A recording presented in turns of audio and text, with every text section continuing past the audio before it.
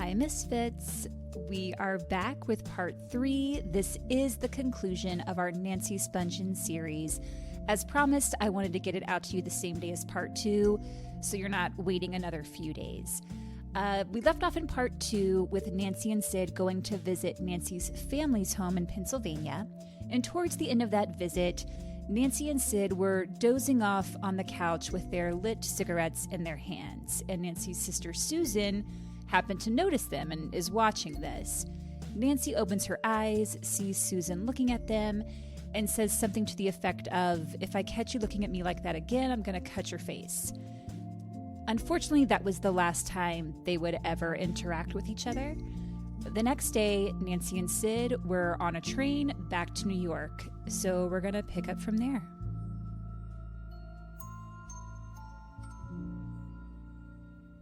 Once back in the city, they did get on a methadone program at a clinic, but Sid always ended up getting into fights with people there. And even though they were on methadone, they were still shooting heroin. Remember, methadone is what's supposed to help them get off of heroin. Exactly. I don't know much about this, and you may have said it, but is methadone another for a drug that they give you in place that's not as bad? Is that what's the That's intent? how I understand it. Okay. Yeah. According to their friends, basically whatever drugs they could get their hands on, they were doing. They were doing it. During their first week back in New York, Sid collapsed in the Chelsea hotel lobby and had to be taken to the hospital. Nancy freaked out and called her mom, who really couldn't do anything but reassure her that he'd be okay. And he was. He got out of the hospital, but shortly after that, Nancy and Sid fell asleep while smoking cigarettes and caught the mattress in their room on fire. And here's the fire. Here it is. A hotel employee ran to the room with a fire extinguisher and put the fire out and said that Sid and Nancy were just kind of wandering aimlessly around, like not completely aware of what had happened. They were so out of it. Because of the fire, the manager had to move them to a different room, so they relocated into room 100. And just in case you're wondering, like, why didn't the manager call the police? They could have burned the place down. The Chelsea Hotel was a seedy place. Mm-hmm. We talked a little bit about it last week. It was a place where a lot of artists moved in and out of. It was known for drugs, sex work. It was kind of a dangerous place. The employees there knew what this place was. It's like the Cecil Hotel of New York. Of New York? I didn't know there was a Cecil in No. New York. I'm just making a comparison, like the Chelsea Hotel. Oh, I see what you're saying. Yeah. I was like, wait, the Cecil's not in New York? No, I know. Got it. I'm with it. I've been writing I know. for It's like okay. 87 hours straight. Take a breath. I get it. So if the employees were to call the police every time someone started a fire or got in a fight or did drugs, the place would have been shut down. Yeah. The first 3 floors were considered the worst. Like, that's where the manager would put people that he felt he needed to keep a closer eye on. So it went main floor, which was ground level. Then you go upstairs to the first floor, and then second, and so on. And Nancy and Sid's room was on the first floor. So up 1 flight of stairs. Their plans to jumpstart Sid's solo career in the States never really came to fruition. Nancy did manage to book him a few gigs at Max's Kansas City, which brought in some money, but they weren't great shows because Sid wasn't actually a musician. Because what is he doing up there? Yeah. Sid had made some money from his time in the Sex Pistols, but it all went to drugs. Yeah. Nancy called her parents to try and get money, which they refused to send, knowing she was just going to spend it on more drugs. So Nancy went back to her old job of dancing topless at clubs in Times Square, and Sid would instruct her to do sex work when they needed money. There was a time when he watched as she performed oral sex on some random guy in an alley for $15. Towards the end of September, the belongings Nancy had shipped to her parents' house arrived. Her dad, Frank, had business in New York a few days later, so he brought the items with him and stopped by the Chelsea Hotel. When he went into their room, Sid and Nancy were lying in bed in a daze on who knows what, watching cartoons. All the lights were off, the shades were drawn, so aside from the light of the TV screen, it was completely dark. There were a bunch of takeout containers that still had some food in them, littered about the room. Cups were piled up everywhere. There's dirty laundry on the floor. It was wretched in there. Nancy didn't even look at her dad when he came in. Frank was just like, here are your things. I'll just set them on the dresser here. Nancy thanked him. Sid didn't say anything. On Sunday, October 8th, Nancy called her mom. She told her she was feeling sick from her kidneys and asked for money to see a doctor. Deb told her, just go to the doctor and have them send the bill to me. There we go. I'm not going to send you money. Sid gets on the phone. He was no longer the shy, withdrawn guy that had been a guest in Deb's home. In an angry tone, he asked her, why won't you help your daughter? Deb said, I will. I'll pay the bill directly to the doctor. That's the agreement. Sid said, her health comes first. Deb's like, yeah, I know. That's why I'm gonna pay the doctor's bill. They just have to send it to me. Sid said, we need $3,000 right now. Send it at once. Deb's like, put Nancy back on. And Sid's just going off. What kind of mother are you? How can you do this to your own fucking daughter? Like, he is screaming at Deb. Yikes. Deb asks him repeatedly to put Nancy on the phone or she'll hang up. But he just keeps shouting at her. So she hangs up. Nancy immediately calls her mom back, but Deb doesn't answer. Nancy calls again and again. Frank and Deb went out to dinner, and Nancy was still calling their phone when they returned home. Finally, Deb picks up. This would be the last conversation between Nancy and her mom. I felt that coming. Nancy says, what happened before between you and Sid? And Deb says, he was being nasty. I warned him I was going to hang up. Then Nancy tells her mom, hang on. And she talks to Sid in the background. She says to him, here's your match. Now light your cigarette and leave me the fuck alone. Then back to her mom. She says, he's very upset, Mom. He has a lot of problems. Nancy tells her mom that Sid is out of it at the moment and she doesn't have to worry about him. As in, like, he's not going to get back on the phone and scream at you. Deb could tell that Nancy was pretty lucid during the conversation, so she asked, are your kidneys really bothering you? Nancy says, yes, I think I have an infection. I'll go see a doctor tomorrow. What kind do you go to for kidneys? Deb tells her to go to the emergency room and ask for a urologist, and if one isn't available, to call her and she'd get her a number for one. Nancy thanks her mom, and then, seemingly out of nowhere, asks, did Daddy ever beat you? Deb was like, what? Why are you asking? Nancy tells her that all those times she said the Teddies had beaten her up, broken her nose, ripped off her ear, all that, it was actually Sid. And she said, and now he's started doing it again. Deb was horrified. This was the last thing she suspected, especially because when she met Sid, he came across as kind of a dopey kid. Deb says, we are always here for you. Like, if you need to leave, leave. If you're ever at the bottom and need us, we are here for you. Nancy replied, I am at the bottom, Mom. This is it. Nancy asked her mom if she could make her and Sid an appointment at this one specific detox hospital that she remembered a neighbor of theirs going to, and Deb told her she'd call and find out and let her know. As they were wrapping up their conversation, Deb said, let me know what the urologist says. And Nancy's like, I will. And then Nancy asked, does Daddy love me? Deb said, of course he loves you. Nancy said, tell him I love him. Then she asked about her grandmother, who she hadn't asked about in like 3 years. And she told Deb to send her her love. Deb said she would. Nancy said, goodbye, Mom. And Deb said, goodbye, sweetheart.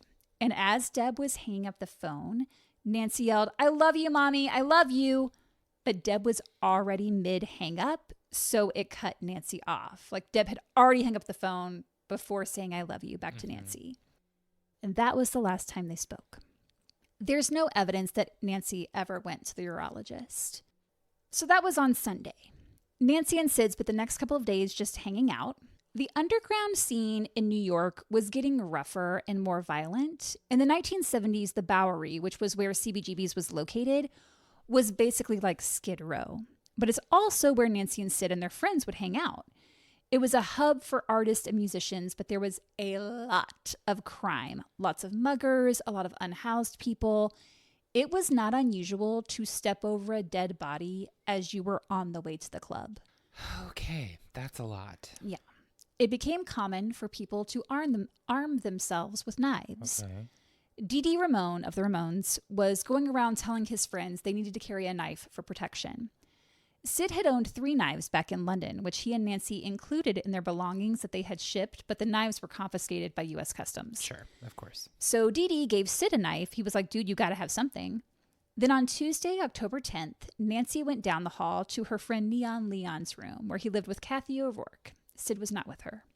Nancy was wearing a red beret pulled down, and between the hat and her hair, her face was mostly covered up.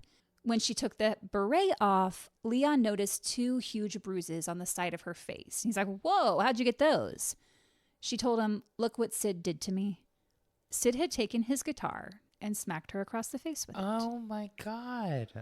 The next day, Wednesday, October 11th, Nancy and Sid went walking around the city with a couple of friends. They did a little shopping and they went into a store on 42nd Street where Nancy spotted a knife that had a jaguar carved into the handle. I think she just thought it looked cool and that Sid would like it, so she bought it for him. The following timeline that I'm about to tell you appeared in the Soho Weekly News and is based on information compiled by reporter Ann Bardach from interviews with people that had contact with Nancy and Sid on October 11th and 12th. Okay. After spending the day with friends, walking around the city, going shopping, around 9:45 p.m., Nancy and Sid went down the hallway from their room at the Chelsea to their friend's room, Neon Leon and Kathy O'Rourke. Mm-hmm. They brought with them Nancy's prized possession, her portfolio. Sid sat on Leon's bed looking through the photos of himself in the portfolio, lamenting that he'd lost his looks. He said, "I really used to look good. I don't look good anymore." He also had one of the knives with him and kept holding it up to his face, saying, "I have no future." Nancy turns and sees him doing this, and she says, "Oh, fuck off," and he put the knife down. Nancy wanted drugs and told the group, "We need to come up with some drugs, good drugs." That was her main focus while in Leon and Kathy's room.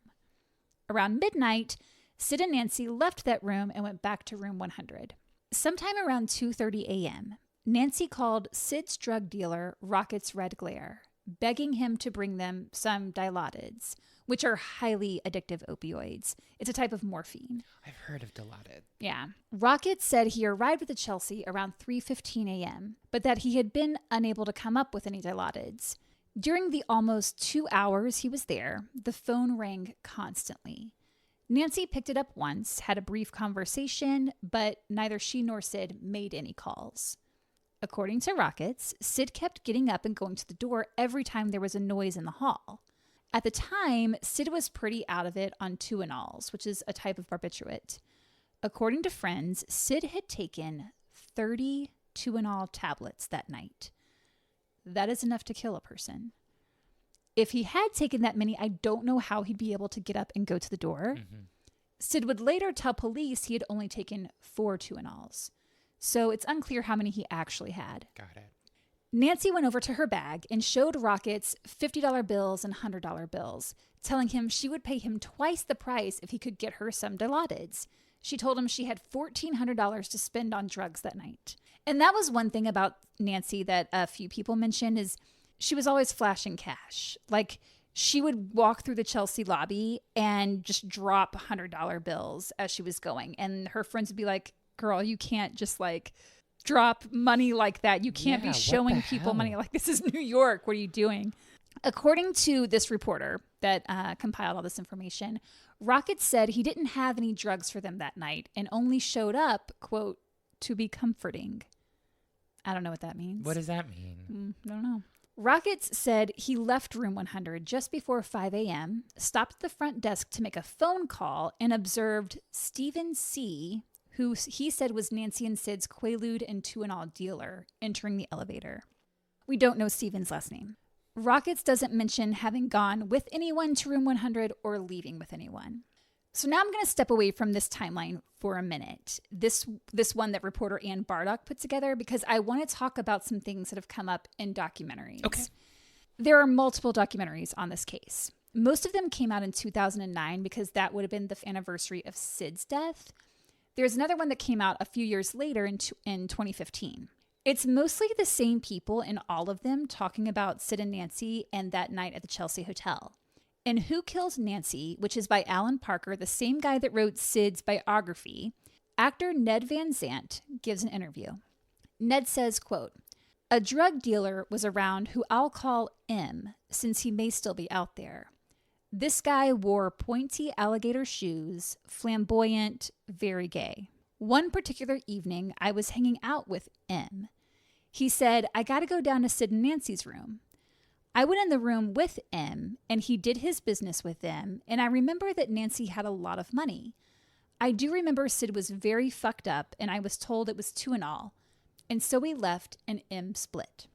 Ned then says that early the next morning, which would be October 12th, M came upstairs to the room where Ned was. Ned said, quote, M had a big smile on his face. I had never seen him smile before. M then said to Ned, guess what? Nancy's in a body bag. Sid killed her. And he proceeded to show a wad of cash tied with Nancy's purple hair tie. 6 years later, Ned Van Zandt gave an interview for the documentary Sad Vacation, The Last Days of Sid and Nancy, directed by Danny Garcia. This is the one that came out in 2015. Okay. In this documentary, Ned says, quote, I met this guy named Michael Mora, who was kind of the in-house dealer up at the Chelsea. I was with Michael, and we went to Sid and Nancy's room, and I guess it must have been around 3 or 4 a.m., and Sid was passed out on his bed on two-and-alls, dead to the world, and Michael did a transaction with Nancy. They owed Michael money. Nancy and Michael were arguing, and I was uncomfortable, and the two of us left. Michael left with me. Michael Mora is the real name of Rocket's Red Glare. Oh, shit. And I can only assume he is the guy who in the first doc, Ned refers to as M. Okay.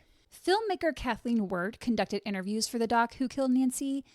And whenever she approached someone, she would say, hi, my name is Kathleen Wirt. I'm making a movie about Sid Vicious. I'm proving he didn't kill Nancy. And one girl that she said this to replied, oh my God, I know he didn't. That Michael guy was crazy. Musician Steve Dior talks about Michael, and he believes this Michael guy killed Nancy, but it's a different Michael that he's talking about. So it's really confusing. The Michael he describes is blonde and about 19, which is 10 years younger than Rockets would have been. And Rockets didn't have blonde hair. Oh, and Steve Dior also drew a picture of what the guy looked like. It is not Rockets. And no one in their inner circle knows the last name of the Michael he's referring to. And that guy has never been found. Whoa. He just disappeared. Okay. If he existed. If he existed in the first place. So now let's go back to reporter Ann Bardach's timeline. Okay. Rocket said he left shortly before 5 a.m. An hour earlier, Nancy called Neon Leon, according to Leon, asking if he had any pot. Leon said he didn't. At 4:15, Leon said he heard several loud knocks on his door. He ignored them. About a half hour later, around 4:45, he said he heard noises coming from the hallway.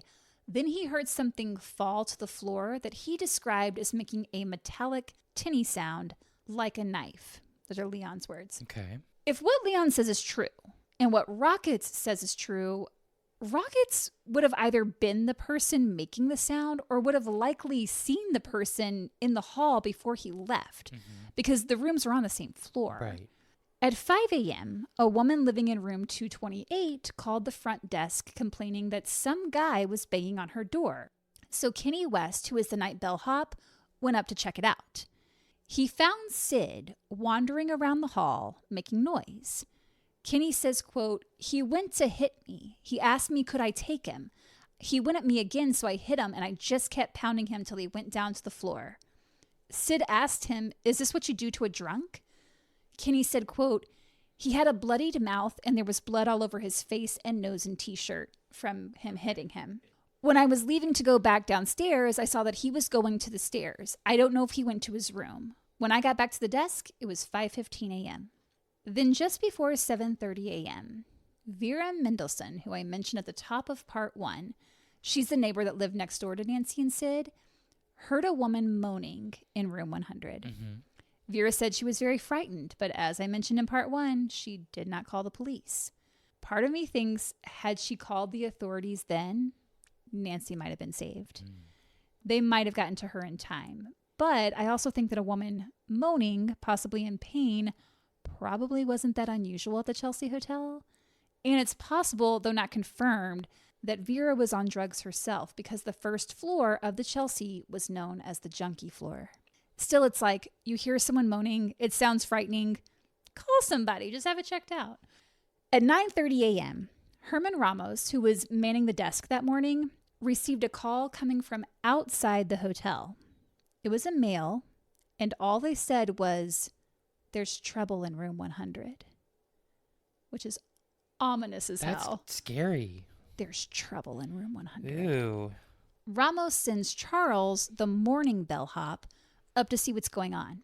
By 10 a.m., Charles, the bellhop, had yet to return, which is confusing to me because that's a half-hour window, and he's just going up one floor. Right. Sid calls down to the desk at this time from his room and says, "Someone is sick, need help."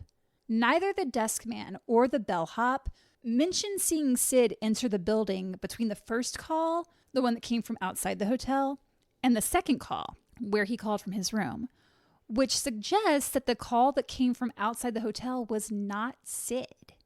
So who was that person? Yeah. When Herman at the desk received Sid's call at 10 a.m., he called for an ambulance and then police. They arrived at about 10:45 a.m. Police found the body of 20-year-old Nancy in the bathroom of room 100. She was sitting up against the wall between the toilet and the sink. The sink was one of those where there's no cabinet underneath it. It's just exposed pipes. She was kind of underneath it. She was wearing just a black bra and underwear. There was blood all over her, all over the floor. But the bathroom is not where she was stabbed. The stabbing took place on or by the bed because there was blood on the bed and a trail of blood leading from the bed to the bathroom. Police surrounded Sid in the hallway. There's obviously a lot of commotion happening in the hall, and this noise wakes up Vera Mendelsohn. It was about 11 o'clock a.m. She comes out into the hallway to see what's going on. She sees all these police, she sees Sid, and she's like, "Oh my God, what happened? Can I check it out?" And the police are like, "Sure, go on in." No. This was such a botched investigation. Just wait. They don't secure the crime scene at all. Just let a random neighbor waltz on in. Vera said, quote, "Yeah, they gave me permission to look in there and I saw Nancy's body on the bathroom floor." Out in the hallway, she said Sid looked like he was crying and was saying, "I killed her. I can't live without her. She must have fallen on the knife." He's not making a lot of sense. He was still pretty out of it. At approximately 11:30 a.m., Detective Gerald Thomas arrived on the scene. He was the detective in charge of the investigation. He begins questioning Sid as he's sitting in the hallway. He doesn't write down notes. The interview is not recorded. He questions him for several minutes, asking him what happened that night. Where had he been? Sid keeps answering, "I don't know." Detective Thomas is like, "Well, you must know what happened. You live with her." Sid's like, "I don't know. I don't remember." Mm-hmm. This is all before Detective Thomas has read Sid his rights. Thomas continues to question Sid and then steps away for a few minutes. He comes back and tells Sid he's a suspect in Nancy's murder. Thomas later told a grand jury that he then advised Sid of his rights, saying, quote, "I asked him if I could speak to him, if I could speak to him without his attorney, and he said yes." I don't think Sid had a clue what Detective Thomas was saying to him. No. And again, this is all happening right there in the middle of the hallway where anyone can come and go as they please. Eventually, officers did move Sid to a room on the next floor up and questioned him further. I'm including some excerpts from the grand jury hearing that I found on thesmokinggun.com. Detective Thomas relays the conversation he had with Sid on October 12th. Again, Thomas didn't record it and only jotted down a few notes, but not word for word and not in its entirety. Okay. If you want to read it all, I'm linking it in the show notes. But just to summarize, this is Sid's account as told by Thomas, the arresting officer. Sid repeatedly states over and over that he doesn't know what happened and he doesn't remember anything. It isn't until Thomas presses him over and over that Sid starts to go into more detail. He gives contradictory statements to the detective throughout the questioning. Sid tells Thomas that around 1 a.m., Nancy was sitting on the edge of the bed, flicking a knife open and closed. He then fell asleep. He said he didn't wake up until 10 a.m., and when he did, he thought he'd peed the bed because it was wet. But when he looked, he realized it was blood. He then went to the bathroom and saw Nancy on the floor. He told the officer, quote, "She was breathing all right, but she wasn't bleeding." Then he said he went to the methadone clinic. Yeah, you're shaking your head. It's all bizarre. This is insane. Yeah, so he's saying she's not bleeding, she's breathing, and he leaves to go get his methadone. Sure. If it's true that he went to the clinic, then it's possible he did make the outside of hotel call, which would indicate he already knew something was wrong with Nancy. But there's no record of whether Sid went to the clinic that morning, and it doesn't appear police looked into it to verify. After the clinic, if he did go there, he came back to room 100 and grabbed the bloody knife off the bed, took it into the bathroom, and washed it. Then he took a towel and tried to wash the blood off Nancy, but there was too much of it, he said, so he left the towel on the floor. He then put the knife back on the bed and called the front desk. Thomas asked Sid if he and Nancy had had an argument that night, and at first he said no. After Thomas asked him repeatedly, Sid eventually said, yes, we had an argument. Thomas asked him, did you hit her? And Sid said, no, I never hit her. Thomas said, well, that's bullshit because I've talked to people in this building that say you beat her up on numerous occasions. Sid then says, well, we did have an argument and she hit me. Then I punched her on top of the head and she fell on the bed. Thomas asks him what drugs they took. And Sid said, none. Come on, Sid. Sid. Eventually, he said he took 4 Tuinals. Uh-huh.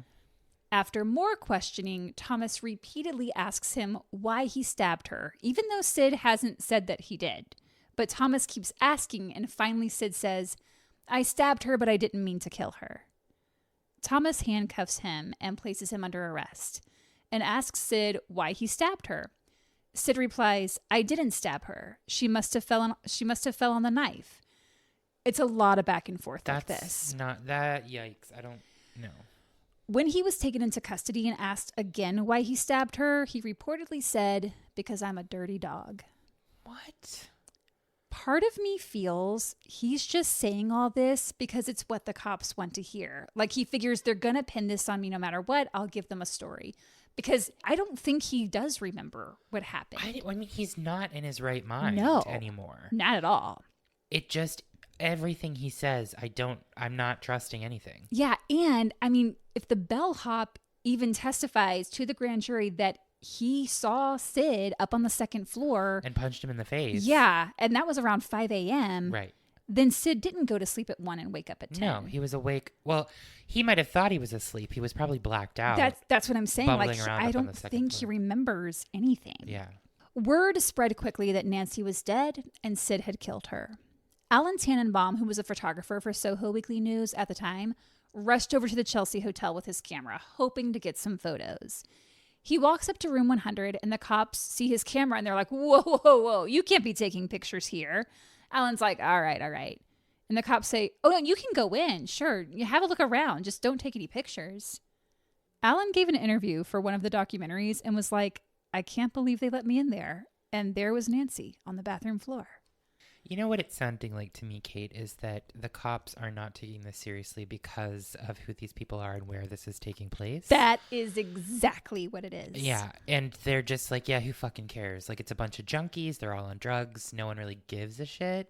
So go check it out. Go look at the spectacle. That's exactly what it is. The forensic unit arrived on the scene at 1 p.m. to take photos and collect evidence. After the forensic unit collected what they needed, Associate Medical Examiner Dr. Geeta Natarajan arrived around 3:30 p.m. She found some things the forensic unit had missed, including 3 hypodermic needles, a bottle of Tuinal pills, and some, quote, brown flaky powder. All of the items were covered in blood. What wasn't in the room was much money. Just some, like, basic pocket change that Sid had. So all those bills that Nancy was flashing earlier, they're gone. Also, are all those bills that she has all the time, like flashing money, is that from like the sex work that she'd been doing? Yeah. Okay. There were reportedly 6 different sets of fingerprints found in the room, and those prints were in the database, but the names of those 6 people are blacked out on the police report. Okay. People that were in their circle of friends said that the police zeroed in on Sid and didn't bother looking any further into it. But some of them also came out later and said that they left. They got out of town for a while because they didn't want to be questioned for one reason or another. Actor and screenwriter Victor Colicchio, who had been friends with Sid and Nancy and had been by their room the night of the 11th, he said that when he stopped in that night, there was another guy in the room with them. He said his name started with an S, like Stevie or Skippy. Rockets claimed he saw some guy named Stephen C. coming in as he was leaving, and Neon Leon's manager was named Skip, and he had reportedly been at the Chelsea that night as well. In the 2009 doc, Who Killed Nancy?, Victor Colicchio said he went to the Chelsea when he heard what happened and tried to speak with a detective, but the detective brushed him off. In the 2015 documentary, however, titled Sad Vacation, Victor said that he went to the Chelsea and a detective approached him and tried to ask him questions, and he said he took off. He left Manhattan and went up to the Bronx. So memories get a little fuzzy. There is after no a memory while. here. Memory has left the building. Yes. As far as the detectives were concerned, they had their guy. It was Sid. At 5:20 p.m., Nancy's body was removed from the Chelsea Hotel and taken to the chief medical examiner's office for testing. The chief medical examiner of New York at that time was Dr. Michael Baden. He's come up in several episodes. The autopsy concluded that Nancy died of, quote, external and internal hemorrhaging caused by a 1-inch wide incision into the lower abdomen deep enough to rupture the mesenteric blood vessels. The mesenteric blood vessels are part of the abdominal aorta, which is responsible for carrying blood from the heart to the lower part of the body. They're deep in the abdomen. If they are ruptured, it can take anywhere from a few minutes to several hours for the person to die. I don't know why whenever you do this stuff, it creeps me out. Oh, sorry. No, it's okay. It's just like, you're like, let me tell you about this vein or this aorta, this part of the body that can bleed to death. I mean, and I'm like, Kate. You're like, don't tell me. I love like horror movies and stuff. And this stuff is just like. Because it's real. It's anatomy. It's believed Nancy was stabbed between 6 and 7 a.m. and died between 8 and 10 a.m. So going by that, it took at least an hour and up to 4 hours for her to bleed out. That's so long. This was a slow death. Yeah.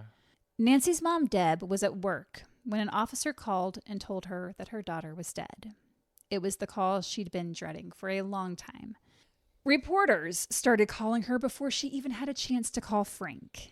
The media was relentless. Frank and Deb had to go to New York to identify Nancy's body, but first the police wanted them to come into the station the next morning to answer some questions.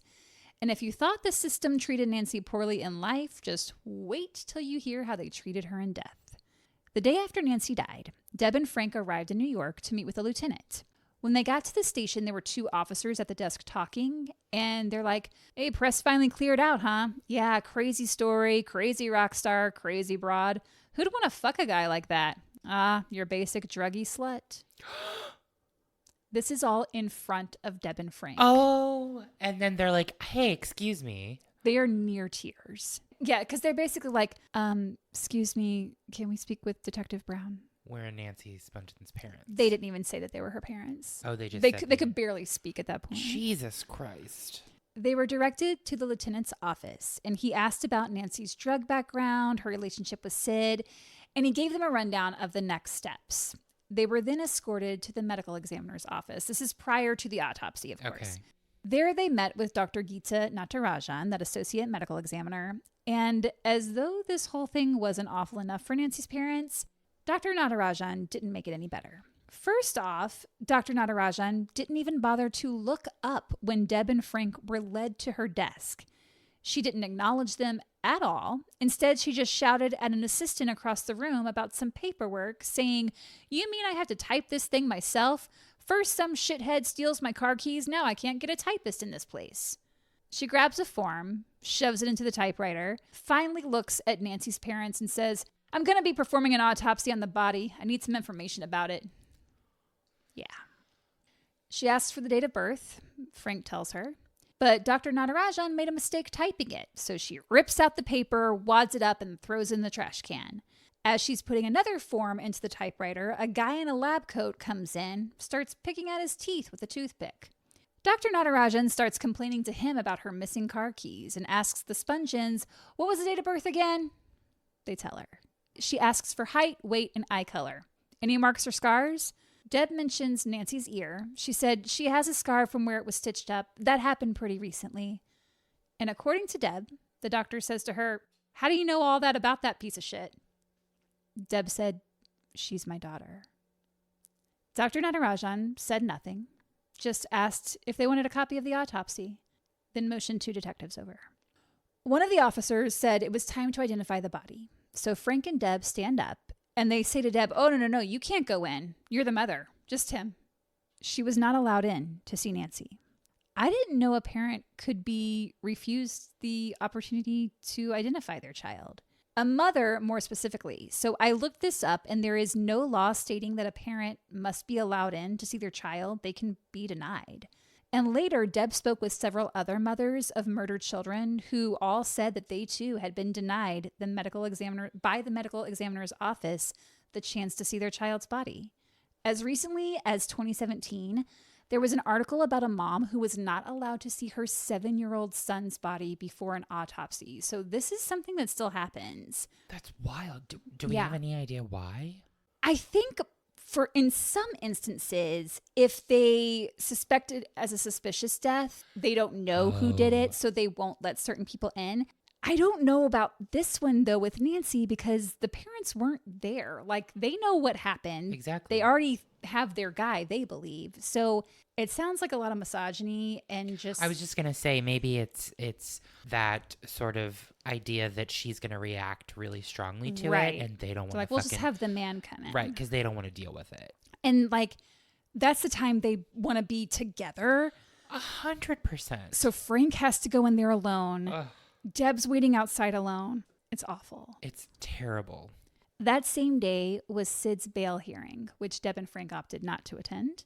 Once they got back to Pennsylvania, the press was waiting for the Spungen family outside their home. So they've just been through like this traumatic, horrible event, and there's gobs of reporters. That's insane. And it's not even like...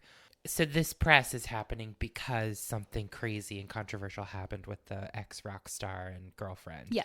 It's not like, oh, we lost not these people. At all. It's like, oh, they just wanted a story. They wanted a... Yeah. Ick. The phone rang incessantly, and anytime they answered it, it was just some anonymous person hurling insults about Nancy, calling her names. It was awful. The press bullied the Spungens by saying things like, well, if you don't give us a statement, we're just going to print that Nancy was a junkie. Eventually, the Spungens got an unlisted number. Good. At Nancy's funeral, the rabbi read a tribute from Nancy's family, which I'm going to wait and read to you at the end. Okay. That evening, after they get home from the funeral, Sid's mom, Anne, called Deb. The main point of the call was to tell Deb that Sid was innocent. He would never do such a thing, and that he'd be out on bail the next day. Virgin Records, Sid's label at the time, headed by Richard Branson, bailed him out. I thought he didn't have anything going on anymore. Well, he had started that quote-unquote solo career. I knew he said solo career. I didn't realize that he was still signed He with still a label. had a label, yeah. Shit. Sid's mom, Anne, reportedly sold her story to the New York Post in order to get the money to pay for a plane ticket to New York so she could be with Sid once he was out on bail. Fuck off. The day he got out, he contacted Deb. During their phone conversation, he told her, I don't know why I'm alive anymore now that Nancy is gone. He said, you know, Debbie, you're the only real friend I have left. Thank you for talking to me. This is to a mother who believes you're the one that has murdered her child. Killed her daughter. Yeah. This is so awful. He's so out. There's nothing. Nothing. There's nothing. He also sent her a letter a few days later, which included a poem. I'm going to read the poem. Fuck. Give me a second. Sure. Okay, go ahead. Nancy, you were my little baby girl, and I shared all your fears. Such a joy to hold you in my arms and kiss away your tears. But now you're gone, there's only pain and nothing I can do. And I don't want to live this life if I can't live for you. To my beautiful baby girl, our love will never die. When Deb read that, she was like, this could have been written by me. Like, this is exactly what I feel. She named her book, And I Don't Want to Live This Life, which is a line from that poem. Anne and Sid stayed at a hotel together, but within a week, he tried to kill himself by overdosing on methadone and slashing his wrists. Anne found him in time, and he was taken to the hospital. After his release, it wasn't long before he attempted suicide again. In the hotel room he shared with his mom, he went into the bathroom and used a broken light bulb along with a razor to slash his wrists. Jesus Christ. Anne found him, and when the authorities arrived, he tried to jump out the window.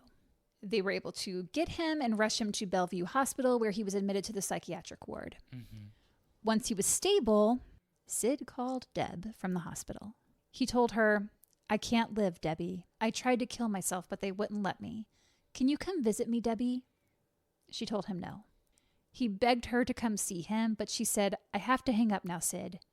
And he said, I love you, Debbie. It's really, it's all kinds of fucked up, but it's also really sad to me because I think he saw Deb as a mom. Yeah. Because he didn't have one. Exactly. Oh, that's heartbreaking. A few days later, he sent her another letter, basically saying he couldn't go on without Nancy, and he ended it with, Goodbye, Debbie, I love you. Once out of the hospital, Malcolm McLaren saw the whole situation as an opportunity to cash in. Fucking Malcolm. Trying to book him gigs and sell merchandise, he and Vivian Westwood designed a shirt that they sold in their shop that had a picture of Sid with rose petals that are also meant to resemble blood. And it said, She's dead. I'm alive. I'm yours. Ew. Vivian. What? I don't like your clothes. I said it. There you go. Carrie Bradshaw can suck it. Bitch. Meanwhile, Nancy's entire family is in therapy. Yeah. The therapist recommended they get away for a while, so they took a trip to the Catskills. David, Nancy's brother, met some other guys his age at the hotel. So one night he decided to hang out with them in their room, and they all watched Saturday Night Live together. And he's probably thinking, this is going to make me laugh, it'll take my mind off of things. But that night, SNL included a skit about Sid Vicious and nauseating Nancy. No. The guys David was with didn't know he was related to her. They just met. So they're cracking up at this skit. They're laughing. Meanwhile, David broke down sobbing and ran out of the room. Johnny Carson also repeatedly made jokes about Nancy in his monologues, so Deb wrote to both NBC and Johnny Carson. NBC did send Deb a letter of apology for the SNL skit, but Johnny Carson never responded. Wow. Sid moved on pretty quickly from Nancy. He began seeing several different women, including an ex-girlfriend of Dee Dee Ramone, an ex-girlfriend of Johnny Rotten, as well as a couple of others. In early December of 2008, he was at a nightclub with friends to see the band Skafish. What year was that? Did I say 2008? Yeah. Sure did. I was like, what? We're jumping like... Wow. He was long dead by then. Hold on. You know what? 87 hours writing. I'm going to drink some water. In early December of 1978, he was at a nightclub with friends to see the band Skafish, and he began flirting with a girlfriend of Todd Smith. Todd Smith is singer Patti Smith's brother. Tara, Todd's girlfriend, wasn't into it, and Sid pinched her on her butt. So Todd comes over and is like, dude, leave my girlfriend alone. And Sid reacted by picking up a beer bottle, smashing it, and lunging it at Todd's face, cutting him. Todd required stitches after the assault. As this was a clear violation of Sid's bail, he was arrested and sent to Rikers Island in the prison detox unit. I see. Okay. He stayed there almost 2 months before being bailed out once again by Virgin Records on February 1st. That evening, he and his mom went to his girlfriend Michelle's apartment for a little get-together to celebrate being bailed out. Throughout the night, friends came and went. They played music. Sid was laughing and jumping around, playing air guitar, according to his friends, the only guitar he could play. Burn, Kate. Just before midnight, Sid's friend, a photographer named Peter Gravel, shows up with heroin paid for by Anne, reportedly. Sources say she had given him heroin earlier in the night, but he thought it was shit, so they had Peter go out and get more. This was 80% pure, which I know nothing about heroin, but apparently that's insanely strong. Okay. Since he was clean at the time because he'd been in the detox unit, he took too much and passed out. His friends stayed with him until they revived him. Peter got him some tea, I think, and once he woke up, they felt like, okay, he's all right, so they left. Michelle fell asleep next to him on the bed, and his mom, Anne, stayed the night as well. And at some point in the night, Sid did more heroin and died. Okay. There's speculation about whether he took it himself or if Anne gave it to him, but either way, it was too much, and he died. He was 21. Anne called Deb shortly after and asked if she could have Sid buried next to Nancy. Deb's like, you want the guy accused of murdering my daughter to be buried next to her? She told Anne no. Anne moved in temporarily with friends of Sid's, and they all decided to have Sid cremated. One of Sid's friends actually snorted some of his ashes. Ew. It's gross. Don't do that, Don't. people. Then they all piled into a car and Sid's friend's girlfriend, and they drove in the middle of the night in a snowstorm to the cemetery where Nancy was buried, and took Sid's ashes, climbed over a fence, found Nancy's grave, and sprinkled the ashes on top. And died by an intentional drug overdose in 1996. After a lot of therapy, the Spungen family did work through their grief. Good. Deb had seriously contemplated suicide for a long time. They ended up moving to a different house because Deb didn't want to be there with all the memories of Nancy and the memory of when Sid came and visited them. But Deb ended up heading up a chapter of a group called Parents of Murdered Children. She went back to school and received 2 masters. She was an outspoken advocate for victims' rights, and she passed away just a few months ago last September. Oh, no. She was 87. I mean, she lived She a full lived a life. long life. Yes. Frank passed away in 2010. David ended up founding his own wealth management company, and Susan became a celebrity chef. She worked for Martha Stewart. She's published several books and has also worked as a culinary consultant in the film industry, teaching stars like Meryl Streep and Amy Adams and Julia Roberts various cooking techniques. For example, in the film Julie and Julia, which is about Julia Child, I love Julia Child. Susan taught Meryl Streep how to make an omelet. Ah. So it's a lot of things like that. She would make a lot of the food for various films and things like that. I need her to teach me how to make an omelet. Have you ever made an omelet, Kate? God, yes. I'm not good at it. I can do it, but it's going to be falling apart on your plate. But it's all going to taste the same. But it'll be there. After Sid's death, the NYPD closed the case on Nancy's death. They never looked into the possibility that someone else might have been involved. There are various theories as to what really happened the night Nancy died, and to me, they are all plausible. Really? Oh, yeah. Okay, let's hear them. One is that Rocket's Red Glare tried to take the money Nancy was flashing around, but Nancy fought him, which led to him picking up the knife and stabbing her and then running off with the money. That's what I was thinking when we were going through that. Yeah. Though he always claimed his innocence in the press, he reportedly told several friends that he killed her. Did he? And some claimed he even showed them money that had bloodstains on it. Oh, what a nasty bitch, if that's true. But a lot of people say that he was all talk, that he just liked to He just liked to brag because he was around that area exactly. when it happened. So, who knows? Is this guy still alive? Do we know? No, he passed away in 2001. Okay. But I could see that being completely plausible. 100%. Yeah. Another theory is that it was someone else who came in and got into a confrontation with Nancy and stabbed her. There were so many people in and out of the room that night.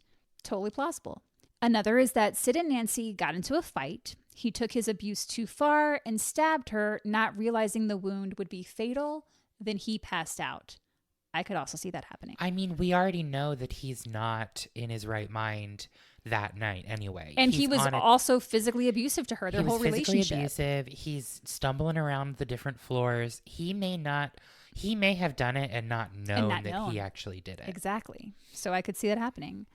Others theorized that Nancy egged him on, that she wanted to die and maybe said something to the effect of, "Oh, come on, if you love me, you'll put me out of my misery." Because if you remember from part 1, she had attempted suicide before.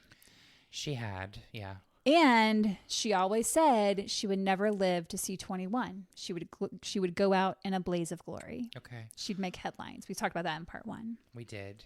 I don't know that I find that the most plausible thing, though. That's just based on the conversation that she had with her mom previously.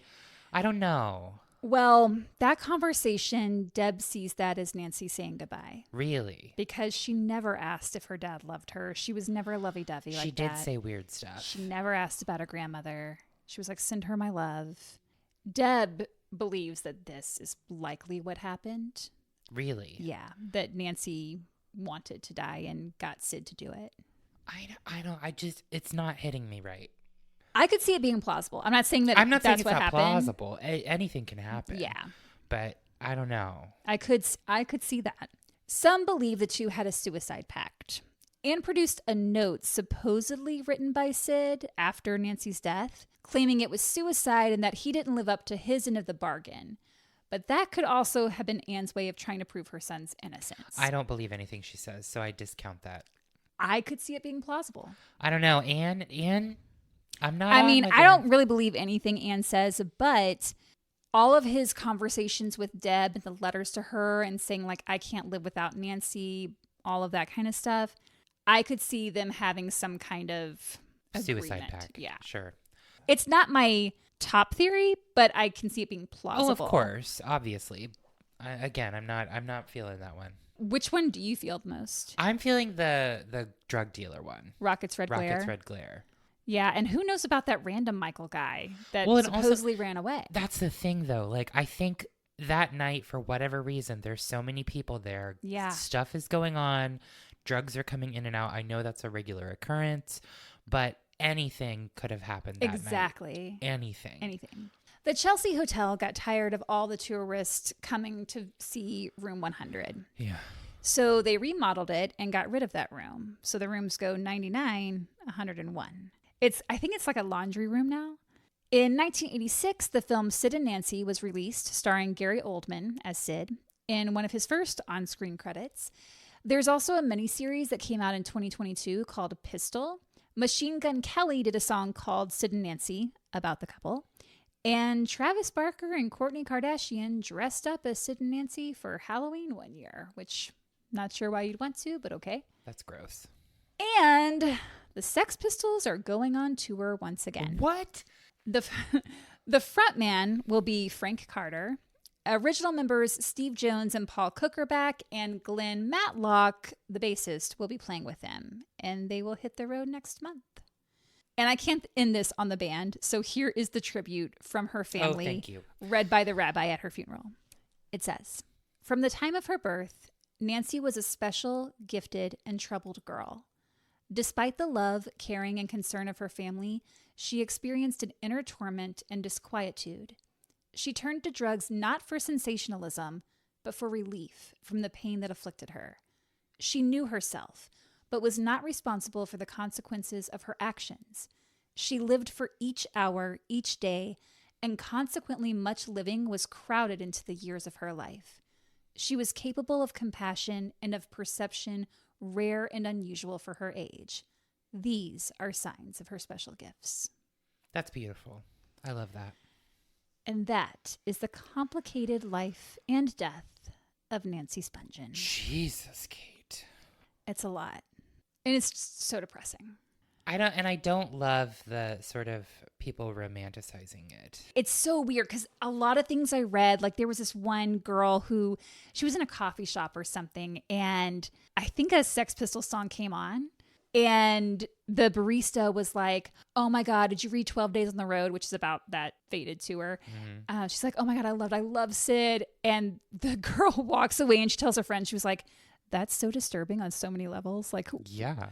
It is weird that people like idolize It's him. that rock star thing. Mm-hmm. You know what I mean? It's like this sexy, fucked up person. Right.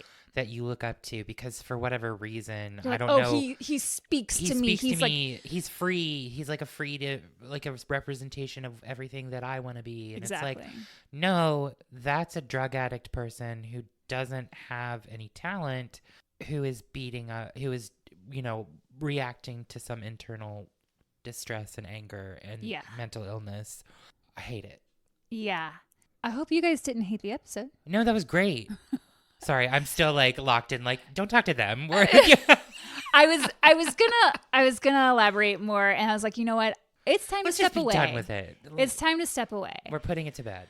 It's very depressing. It's been a very sad case to research. I didn't think I was gonna find as much as I did. Yeah. Which, of course, is why it took so much longer than I had anticipated. But once I started reading about Nancy, I was like, well, I want to know more. Like, because you only hear about Sid. And Nancy's always like, oh, that bitch. Oh, she really took Sid down. Like, they blame her for his heroin addiction. Honey, his mom had him addicted years ago. Years before her. Yeah. And Johnny Rotten wrote a book calling her a beast and like a cow and all this stuff. And it's just like, who the fuck are you? Is Johnny Rotten still around? Yeah. Yeah. Hopefully I did Nancy's story justice. I hope you guys enjoyed listening to it. Let us know your thoughts in the comments on Instagram, Facebook, YouTube, or Spotify at Horrorwood Podcast. Or you can send us an email at horrorwoodpodcast@gmail.com. And once again, a big shout out to our newest murderino, Lisa Harriet. Lisa. If you want to be just like Lisa, you can pop on over to Patreon at patreon.com/horrorwoodpodcast. Thanks for listening. Don't do murder. Don't do drugs. And if you are doing drugs, please be safe. Yeah. Be safe. Oh, Okay. bye. Bye.